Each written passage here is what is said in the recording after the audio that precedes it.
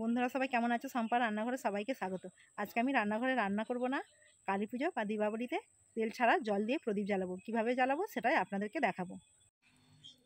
বন্ধুরা দেখুন কত সুন্দর জ্বলছে, খালি দেখুন। একটা প্লেটে তুলে নিয়েছি, এবার সলতেটা তৈরি করে নিচ্ছি। সলতেটা প্রদীপের মধ্যে দিয়ে দেখে নিচ্ছি। এবার প্রদীপগুলো ভালো করে ধুয়ে শুকনো করে রেখেছিলাম, এবার জল দিয়ে দিচ্ছি। জল দিয়ে তার মধ্যে 1 চিমটে করে ঘি দিয়ে দিচ্ছি। ঘিটা দিয়ে আস্তে করে সলতেটা দিয়ে দিতে হবে। মুখের কাছে একটু ঘি ডুবিয়ে রেখে সলতেটাকে ধীরে ধীরে দিতে হবে। দেয়া হয়ে গেছে, এবার জ্বালিয়ে দিচ্ছি। বন্ধুরা দেখুন প্রদীপটা কত সুন্দর জ্বলছে। তেল ছাড়া জল দিয়েও যে এত সুন্দর প্রদীপ জ্বলে, না বানালে বিশ্বাসই করবেন না। প্রদীপগুলো নিভিয়ে দিচ্ছি, মোমটা গলিয়ে নিচ্ছি। মোম গলে গেছে, এবার কর্পূর আর ঘি দিয়ে দিচ্ছি।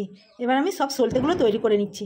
সব মোমটা দিয়ে দিয়েছি, বাতিগুলো কত সুন্দর জ্বলছে দেখুন।